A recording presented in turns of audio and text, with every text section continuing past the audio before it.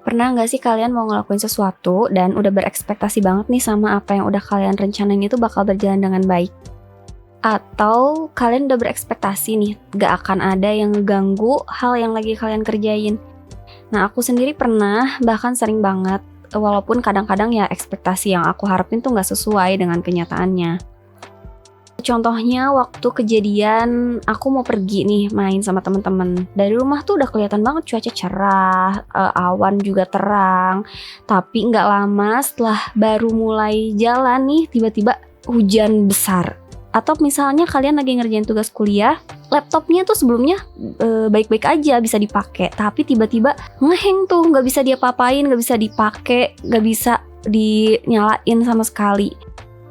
Nah, dari semua kejadian itu, aku nggak pernah tahu bakal apa aja sih yang bakal menimpa terjadi gitu ke diri kita sendiri. Karena aku juga sering nih ngalamin hal-hal yang kayak gini, jadi tahu banget sih rasanya tuh nggak enak, terus bete lah. Pokoknya bener-bener jadi bikin mood berantakan banget.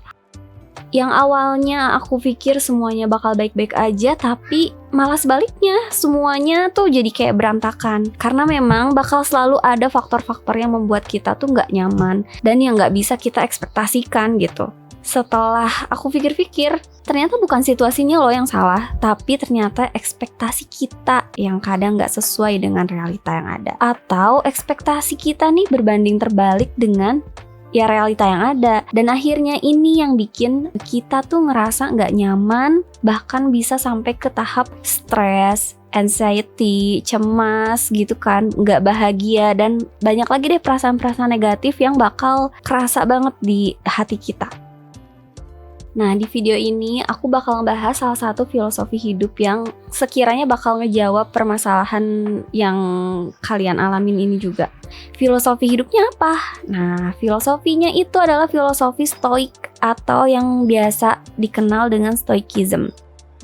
Nah, makanya tonton video ini dulu sampai habis biar kalian juga bisa tahu apa sih filosofi stoicism ini gitu, filosofi stoik ini, dan apa sih manfaat yang bisa kalian dapetin.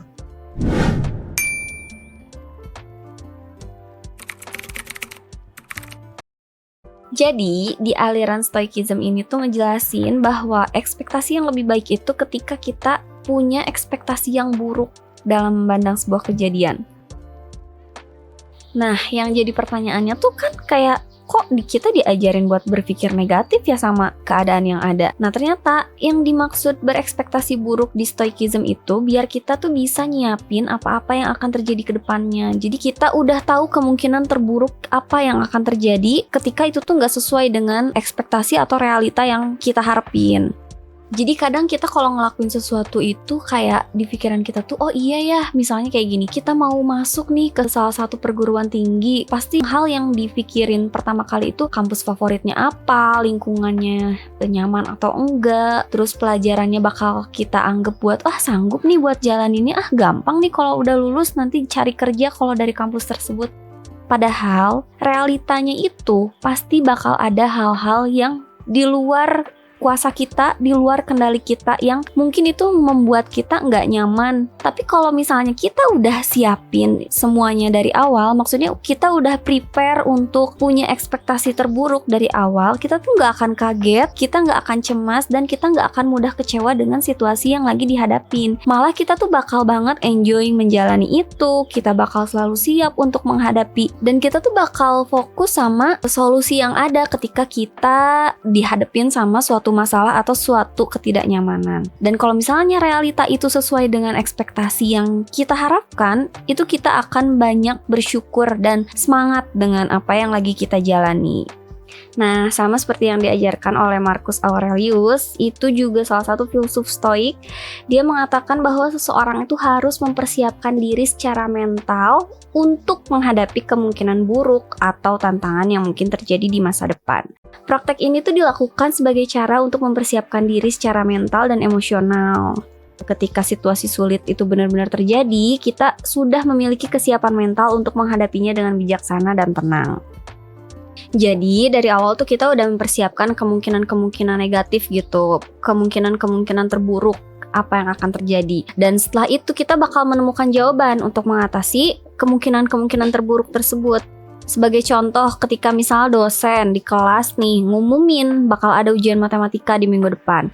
Meskipun kamu udah menguasai materi itu, tapi kalau kamu memikirkan hal terburuk yang akan terjadi, entah itu kamu lupa materinya atau hasilnya yang kurang memuaskan, maka kamu bakal mempersiapkan semua itu dengan belajar semaksimal mungkin. Meskipun ibaratnya nih, kamu udah paham banget tentang seluk-beluk materinya. Jadi nanti ketika diumumkan hasil ujiannya dan ternyata nilai yang kamu dapetin itu kurang baik atau nggak sesuai dengan ekspektasi kamu bakal bisa termotivasi lagi untuk belajar lebih baik lagi gitu. Tapi ternyata kalau misalnya hasil ujian yang kamu dapetin itu justru bagus dan malah melampaui ekspektasi yang kamu harapkan, maka kamu bakalan bahagia banget dan bersyukur banget atas itu.